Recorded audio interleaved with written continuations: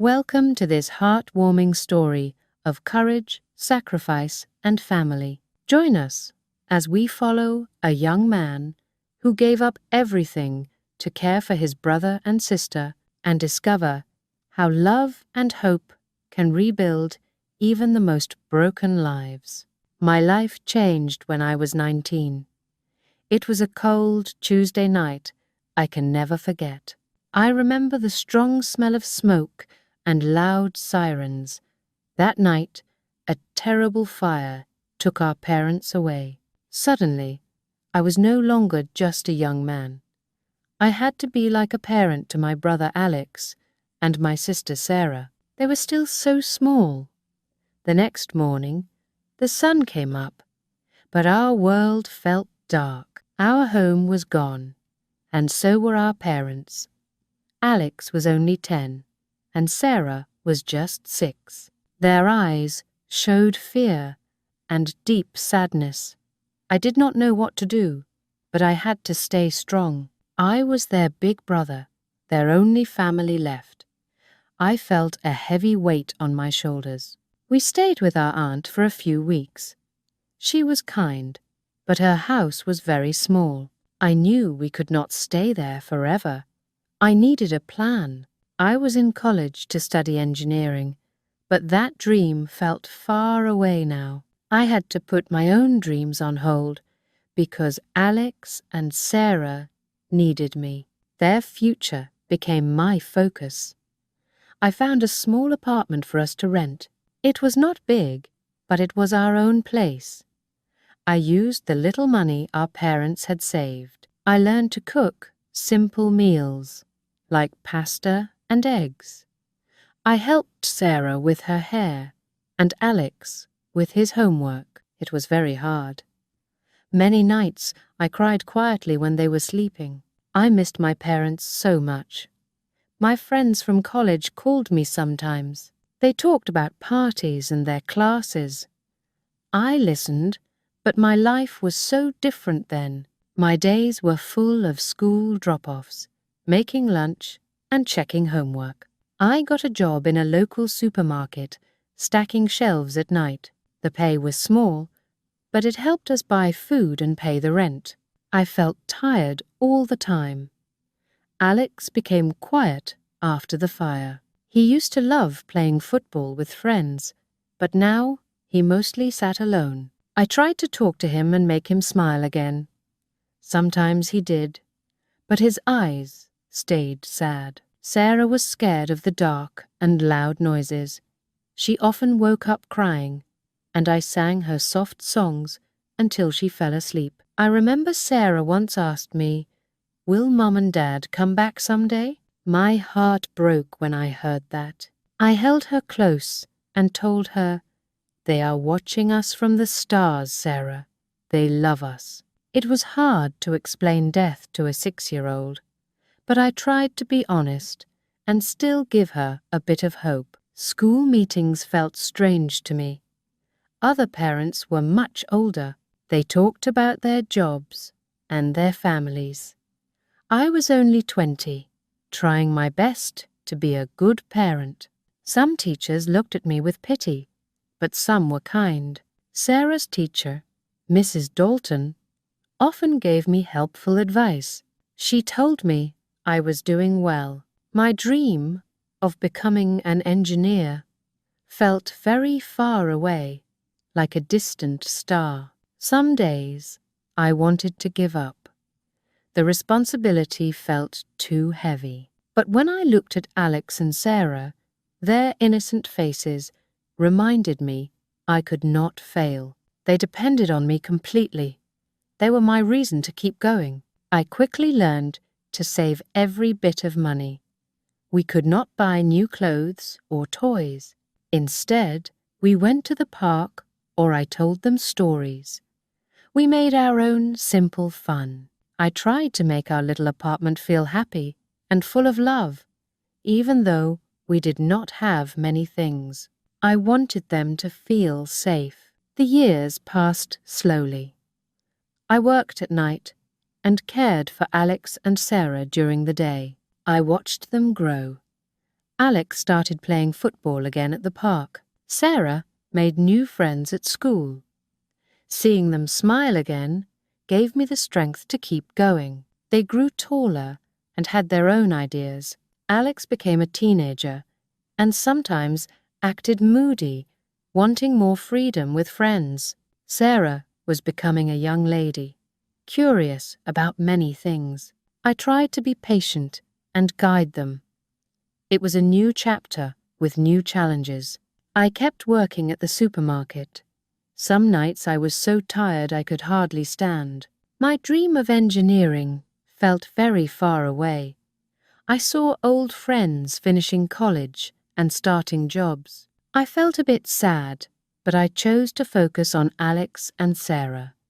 Their needs were more important.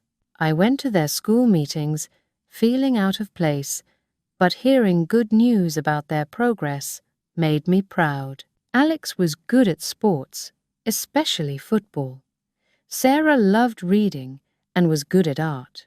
I encouraged them as much as I could. I wanted them to have chances in life. Sometimes money was very tight.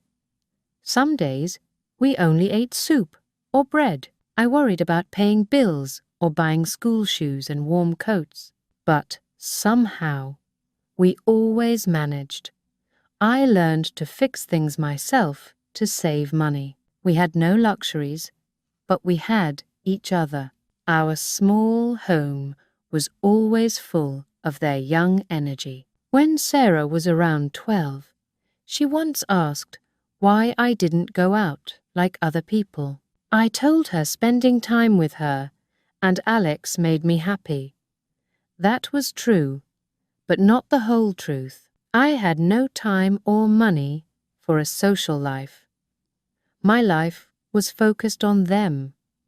I hoped one day they would fully understand.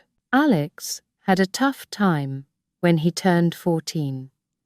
He got into trouble at school with some older boys. I was really worried about him. We had long talks, and I tried to listen more than talk so I could understand what he was feeling. Slowly, he started to trust me and learned from his mistake. I remember Sarah's first school play very clearly. She was just a tree with only 2 lines to say, but she was so excited and practiced them for weeks. I sat in the audience, watching her on stage, with my heart full of joy. It was such a small moment, but it meant everything to me. These small moments gave me strength. As they got older, they helped more around the house. Alex sometimes cooked simple meals. Sarah was good at keeping our apartment tidy. They understood that we were a team. We had arguments, sometimes like any family, but we always made up. Our bond grew stronger every year. I never went back to college. My engineering books collected dust on a shelf. Sometimes I looked at them with a bit of regret for that lost dream. But then I would see Alex studying for exams, or Sarah drawing her pictures, and that regret would go away. Their dreams were more important than mine. We celebrated birthdays and small events. We didn't have money for big gifts, but I always tried to bake a simple cake, and we would sing together. Those simple moments and shared memories were precious. I taught them that love and family were worth more than things, and they learned that well. Time passed quickly. Alex finished high school, and Sarah was close behind.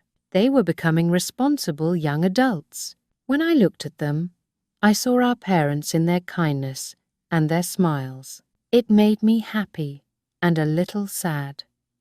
My biggest job of raising them was almost done. Alex decided to study medicine because he wanted to help others. Sarah chose to become a teacher since she loved books and helping children. I was so proud of their choices. They worked hard in their last year of school and got into good universities. Alex went far away to medical school, and Sarah's university was closer, so she sometimes came home on weekends. The apartment felt very quiet when they both left. I missed their laughter and even their small fights. I kept working, saving money to help them with their studies. Those years were lonely for me, but I often got letters and calls from them. Alex told me about his hard classes and work at the hospital. Sarah shared stories about her friends and what she was learning. Hearing their voices and their excitement made me happy. I knew they were on the right path. When Alex graduated from medical school, it was one of the best days of my life. I traveled to his city to watch him. When he crossed the stage as a doctor, I cried tears of joy and pride. He hugged me tightly and said, "Thank you, brother. I did this because of you." My heart was so full. 2 years later, Sarah graduated. She looked so happy in her gown. She became a teacher just like she dreamed. She found a job at a school in our own town, which was great. Seeing both of them reach their dreams made all the hard work feel worth it. I felt so much peace.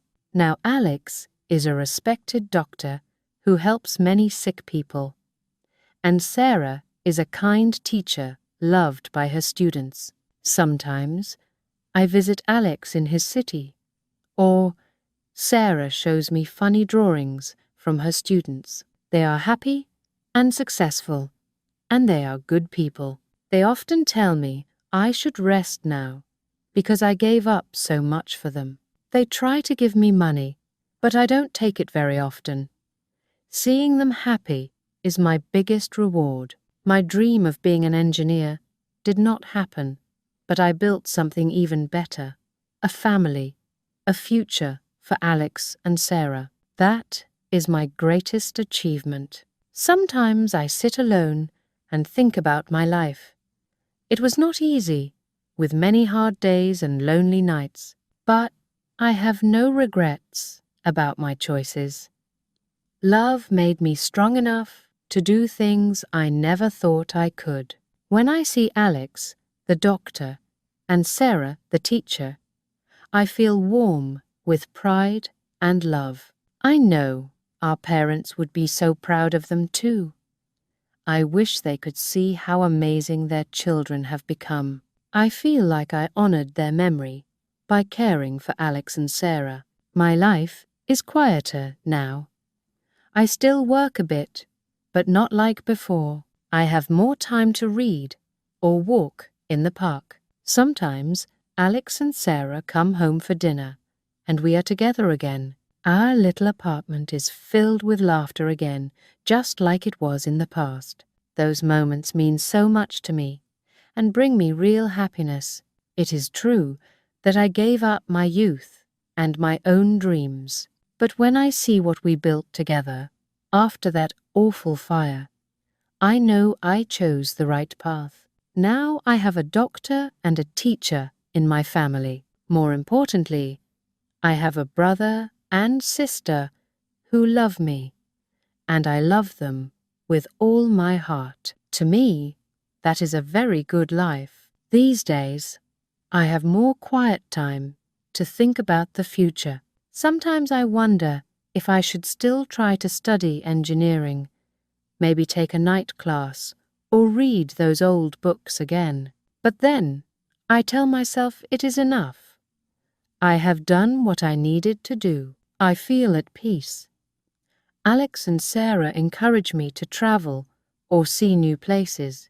Maybe one day I will. For now, I like my simple routine. I wake up early, make some tea, and watch the city wake up outside my window. On weekends, Alex often calls to check on me. Sarah brings me home-baked bread and sits with me to talk about her students. I enjoy hearing about their busy lives. Sometimes, we go together to visit our parents' resting place. We stand there quietly and remember them. Alex usually leaves fresh flowers, and Sarah always says a small prayer. I think they would be proud of us, proud of the strong family we managed to build from nothing. One Sunday, Sarah told me she wanted to invite some of her students over to meet me. She said they could learn from my story about courage and family love. I felt a bit shy about it, but I agreed. When the children came, they listened carefully to my story and asked many questions. It made me realize that my life, even with its struggles, might help others find hope. That night, I sat alone on the balcony and looked at the stars. I thought about the long journey from that night of the fire to today.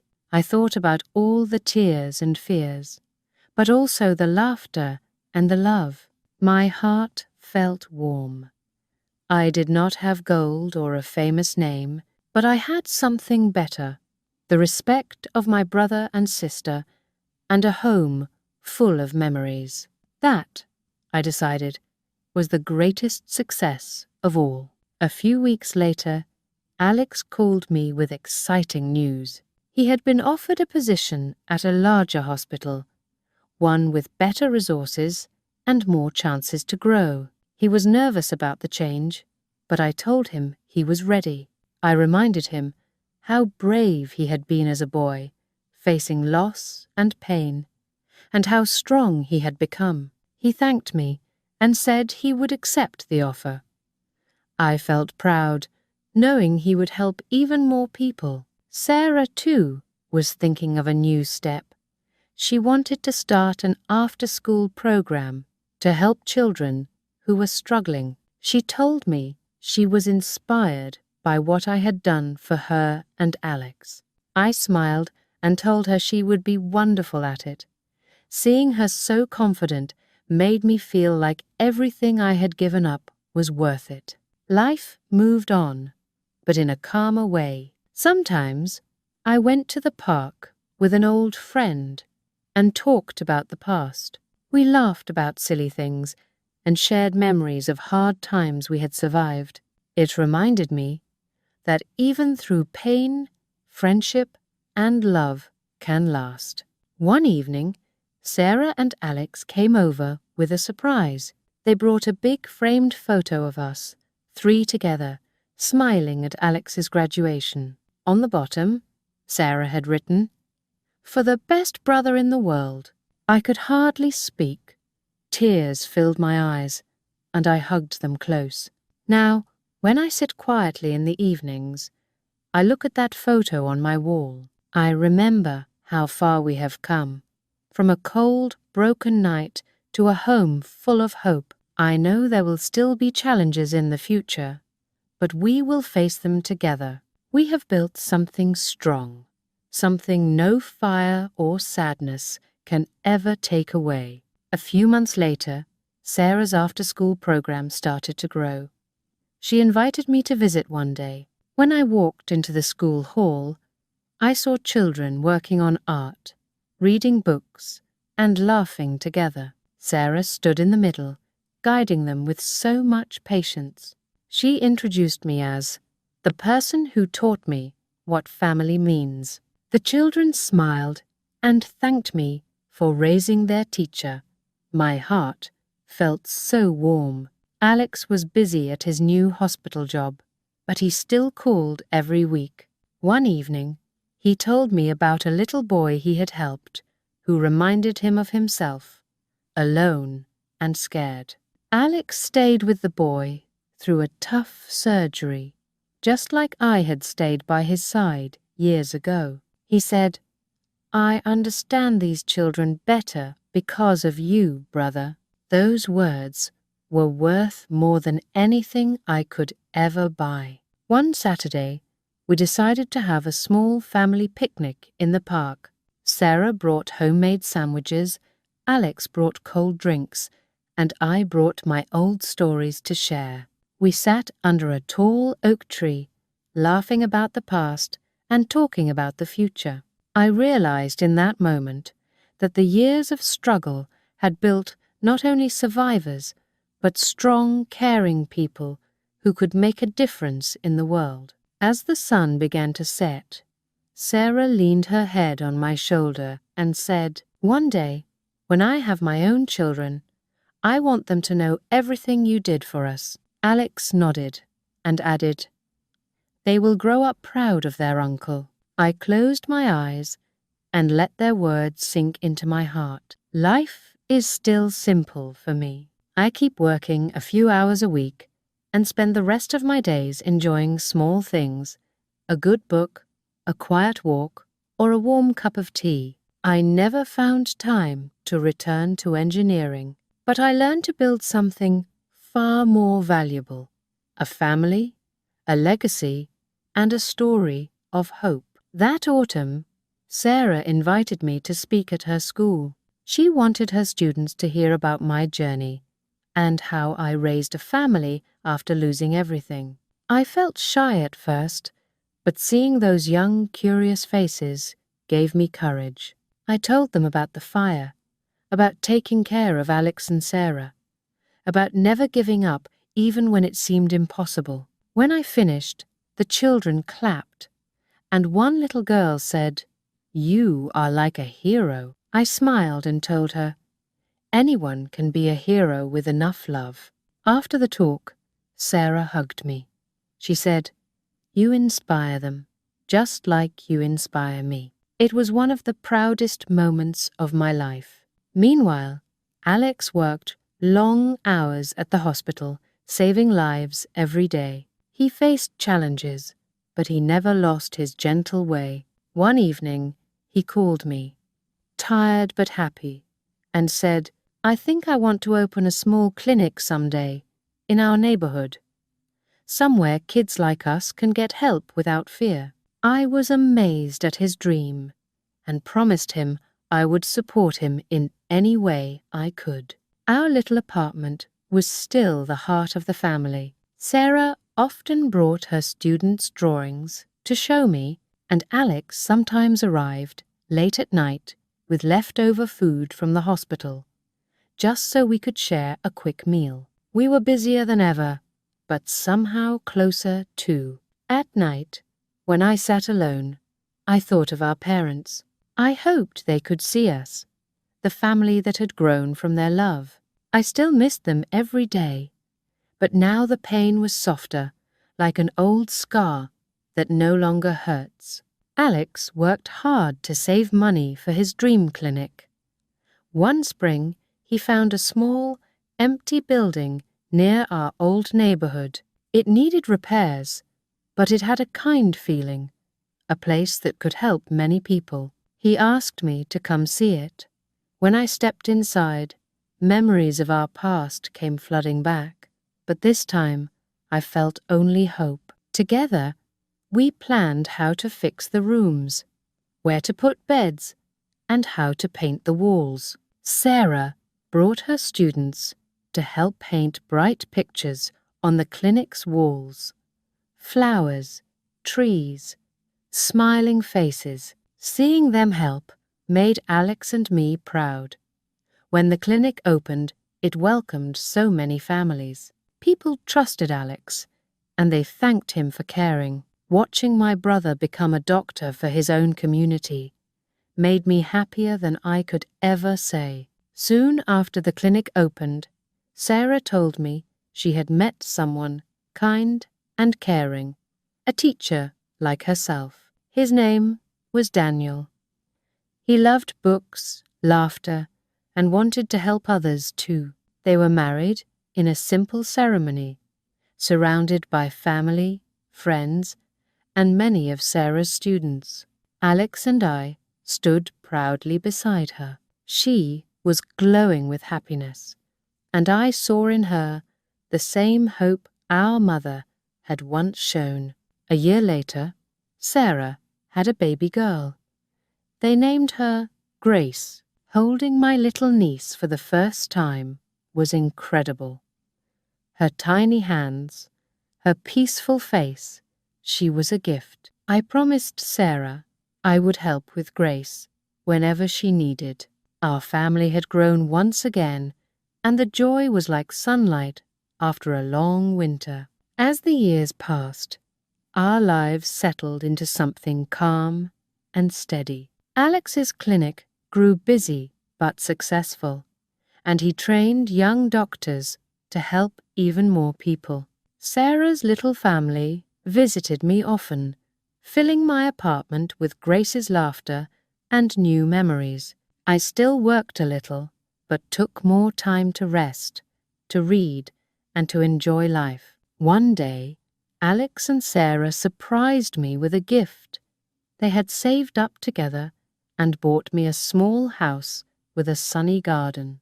When I moved in, I stood in the doorway with tears in my eyes. This was the peaceful home I had never dared to dream of. Every Sunday, our family came together there. We cooked simple meals, shared stories, and laughed freely. Sometimes I would sit in my chair, look around at Alex, Sarah, Daniel, and little Grace, and feel a deep, calm joy.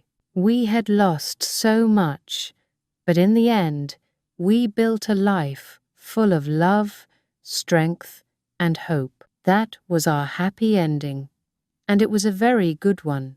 If this story inspired you, please like, share, and subscribe to our channel for more stories that touch the heart. And remember, family, love, and kindness can change the world.